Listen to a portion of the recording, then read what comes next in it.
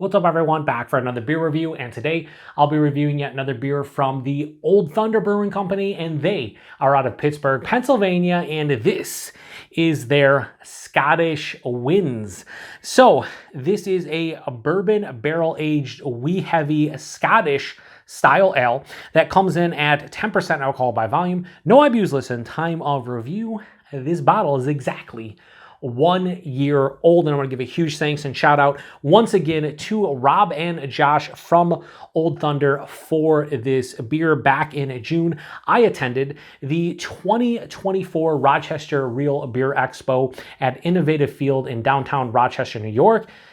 Old Thunder was one of the breweries pouring beers like they did back in 2023, and when I went up to the booth, Rob kind of flagged me down and was like, hey, got a beer for you to take home after the fest. And at the end of the fest, he gave me a 4-pack of their flagship hazy IPA False Kingdom, which I re-reviewed shortly after the festival. That batch was fantastic, better than the batch I had the prior year.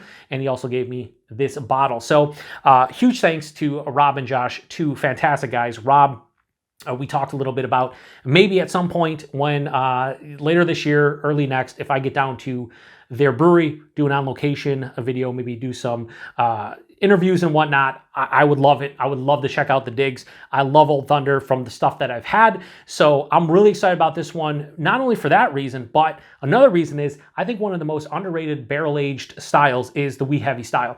Some of my favorite beers have been barrel-aged, specifically bourbon barrel-aged wee heavy beers. So I'm really excited about this one. Now, this is not only a bourbon barrel-aged, they're very modest on the label. This is a blended bourbon barrel-aged beer because they are using 3 different barrels, Woodford Reserve Masters Collection barrels, Wild Turkey barrels, and Buzzards Roost barrels, and they age it for 21 months, so almost 2 years. I'm expecting a very spirit-forward beer. I'm super excited. I can't wait to check this one out. Yeah, so, and I thought it'd be perfect to review at the 1 year mark. Just thought it would just make absolute, the most sense possible. I'm trying to look and see, yeah, I'm trying to look at how I'm going to put the cap over here. And I also love the artwork. You got the bagpipes, you got the full sleeve, and apparently the artwork is from, on Instagram, happy_Dan_Nelson. So, and there's the name of the beer, Scottish Winds. But I think that's an awesome label. I just really dig it. Anyway, we are going to pour it into the glass and see what we got going on. I'm going to have to pour it like this, though, because I don't want to get any of the tape they had on top. So, you know, wee heavies, what I like about, you know, Scotch ales, but more specifically wee heavies, you know, they're big boozy beers. But at the same time, I like that they have that all the malt character, but I always get like a pronounced, for me anyway, like a pronounced smokiness, right? Not like a smoked beer, but just a smoky kind of quality from like the malt. Anyway, how does that look? Well, it looks like a wee heavy. Didn't seem to have a ton of carbonation, but it has this beautiful like deep molasses color. It's like a deep brown. It's going to look more pitch black on camera, but down here it has like a lighter brown. About a quarter finger, maybe a third of a finger of this straight up tan colored head. Decent alcohol legs. I wouldn't call them sheets. They're just, you know, legs. You can see kind of as I swirl them up, you can kind of see where they stain a little bit, then they go away. Hold up to light. Yeah, kind of looks like a Coca-Cola or something like that, but kind of plays the role. And I would say that as far as like a wee heavy, I think that's fine. I'm fine with that. Skin nose.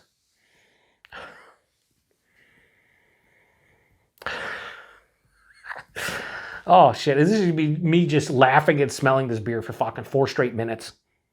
Man, it's like a smoky caramel, a smoky toffee, smoky molasses, brown sugar, but it has a smokiness to it. Now, I'm not saying like straight up smoked malt, like intense, you know, like a campfire, just like a nice hint of a smoke, but it's smoky.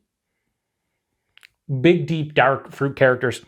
I'm getting honestly, like a purple grape, a darker grape of some sort, maybe even like a red grape. Plum. Yeah, definitely plum, maybe a little bit of date. Has this big, toasty, deep, dark brown bread, like a pumpernickel, something in that realm, but like definitely toasty, slightly roasty. But again, that could be all intertwined with that smokiness. 21 months, the barrel's here. It's vanilla. The spirit's there. It has like this nice peppery bourbon, spicy bourbon. there's a little bit of like a, maybe more of a pronounced vanilla out of this. Holy fuck, this smells fucking, like this smells so good. I know Old Thunder's relatively new. I think, I want to say this year's going to be their 3rd or 4th anniversary. They're new. A lot of the guys came from Brew Gentlemen. They fucking make awesome beer from what I've had. Like, hands down. Like, might be my favorite Pittsburgh area brewery. Like, I love Dancing Gnome. I like the aforementioned Brew Gentlemen, Hitchhiker. There's a lot of good breweries in Pittsburgh. That's why I want to go down there when I hit up like half a dozen breweries. But from what I've had, they don't miss. From what the stuff that I had, they don't miss. And this is fucking just delicious. In the nose, it just smells so inviting. It's complex, but at the same time, it's just great. Oh, yeah, there's this spicy, almost like, I don't think any of the barrels they use for rye whiskey, but it almost has that like peppery rye caraway kind of like zestiness that I get in rye whiskey barrel aged beers. I don't know. I want to fucking tear this up. This was out of my darker beer fridge at 54 degrees Fahrenheit. So, you know, probably right now it's in the mid to high 50s. I think that's perfect drinking temperature. So let's get into it. Cheers again to Rob and Josh for this one. Hopefully it tastes as good as it smells. Cheers, boys.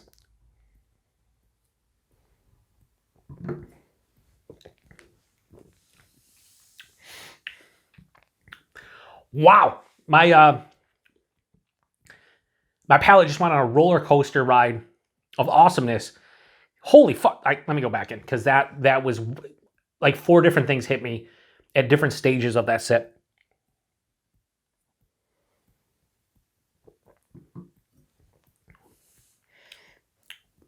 That's fucking cool, but different, but delicious. I don't know how I'm going to break this down. This is very complex. Go back to the body mouthfeel. You got to call a spade a spade. And, you know, I'm sure some of you who watch the reviews, if a brewery gives me a beer, or a viewer of the channel or a fellow beer tuber, you might think that like I sugarcoat it and I try not to be honest or something, you know, and just like, you know, wax poetic about everything that's just given to me because I didn't have to pay for it, or, you know, whatever. I always try to be honest, and I always try to give critiques and give constructive criticism if I can. This beer is thin. It's the first thing I noticed after a couple sips is this beer is thin. It's 10%, so wheat heavy. A lot of wheat heavies aren't huge in alcohol typically. They're bigger than a regular Scotch Ale, but this is definitely thin. It's not watery, but it's definitely thin.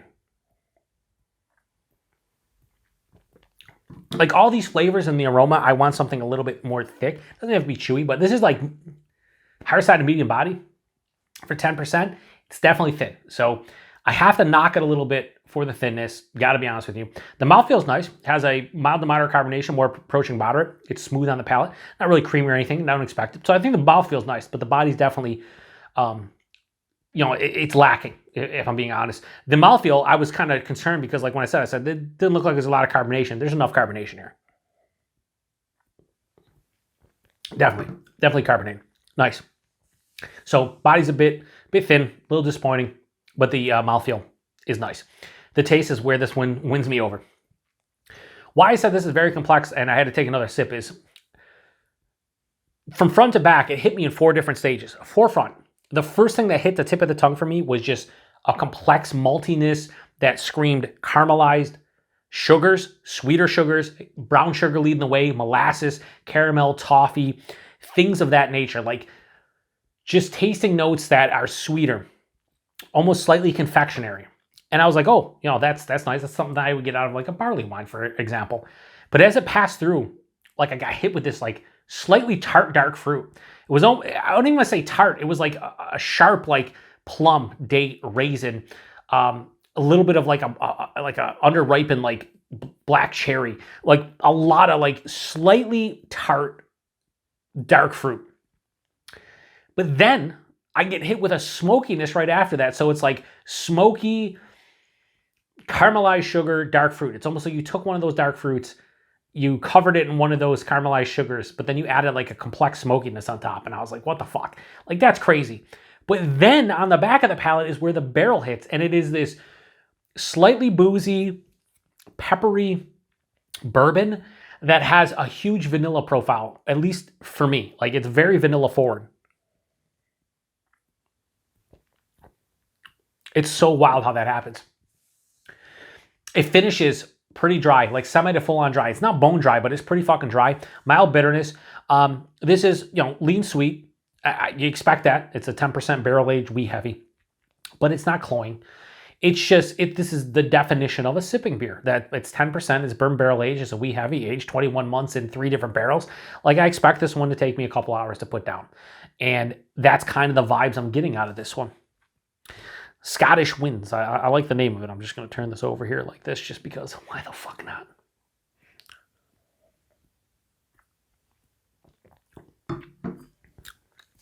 There's also a slight toasty kind of, as I said in the nose, like brown bread, like a pumpernickel, darker bread, kind of underlying and omnipresent, like front to back.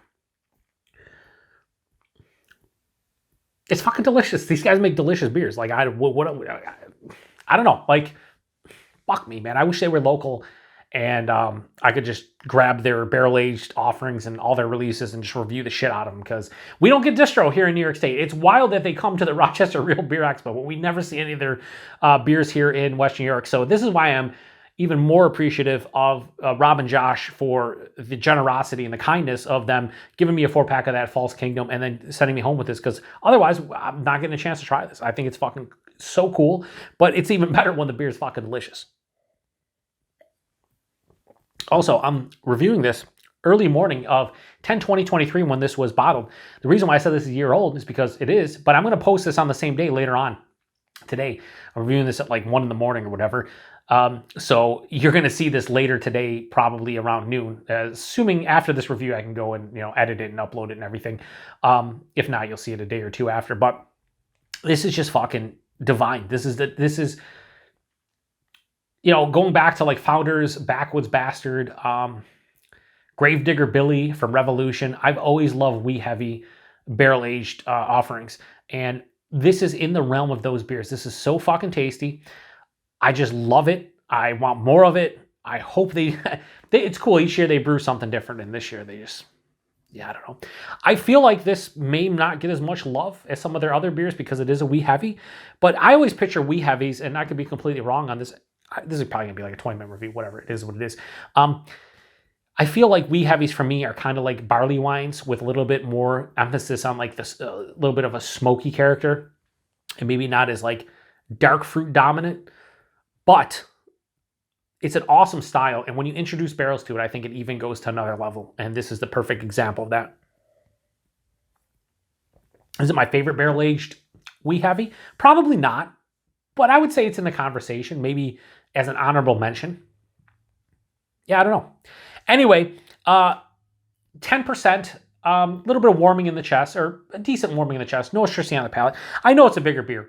Not because of the body, because that's thin, but just the overall characteristics of the beer, what I'm drinking, how it feels. I know this is like a 10+% barrel-aged beer of some sort, so it makes sense. Like, what I appreciate about this one too is the oak tannins are not that prevalent. Like, it has a slight oak tannin dryness. It's more like a semi-full-on dryness from like the beer itself and not the tannins.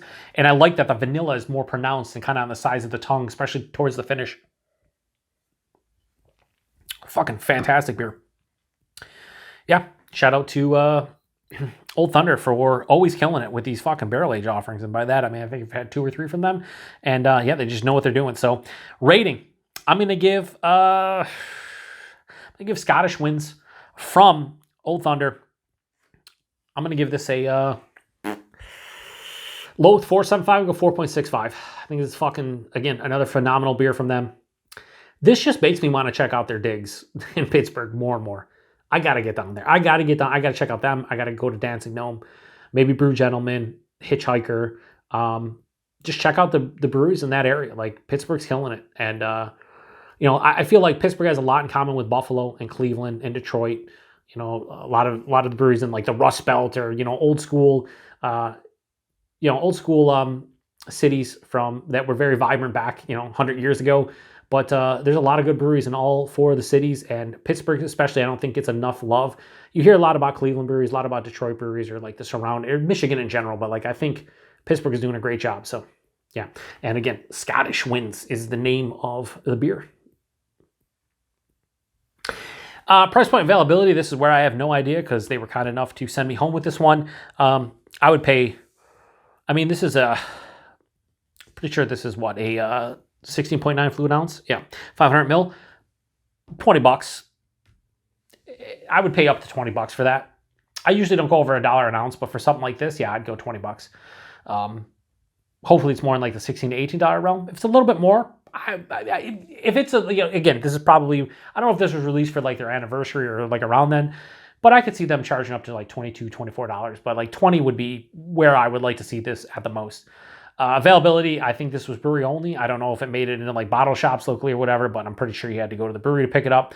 And yeah, availability as far as Old Thunder goes as a brewery, yeah, we don't see them here in Western New York other than Beer Fest. I'm pretty sure they make it in PA, probably certain areas and whatnot, but I don't think they get outside of the state. But anyway, I don't know if I'm wrong. Rob, Josh, anybody from Old Thunder that watches the review, anybody in the Pittsburgh area that watches the review, let me know, because I don't pretend to know everything. I don't know a lot. I don't know a lot. I just know that I love this beer. 4.65 out of 5. So if you had this one, post in the comment section. I apologize for the longer review. It is what it is. Beer Patrol. If I'm not reviewing this beer and it's 20, fucking minutes long, then what am I doing in my life? Not a whole lot. So yeah, I'm going to shut this one down. Hopefully they show up next year at the 2025 Rochester Real Beer Expo. And if they do, I'm definitely going to go to the booth. Whether or not they, give me anything to go home with, that's not even a consideration. I just want to see what they bring. They brought what did they bring? They brought a lager that was one of the best lagers I had at the festival. Can't remember the name of it. I think I mentioned it in the False Kingdom review. I wish I had canned of that to review. It was fucking fantastic. But I think they brought it in like a cask. I forget. I mean, I'm old. It is what it is. But let me just end this review by saying Old Thunder makes good beer. If you're in the Pittsburgh, Pennsylvania area and you haven't checked out their brewery or any of their beer, then you're doing yourself a disservice, especially if you like craft beer. They kill it. So I'm going to shut this one down. Thanks, Rob and Josh. Thanks to everybody stopping by for another beer review here on the Beer Patrol. To the next one. Cheers.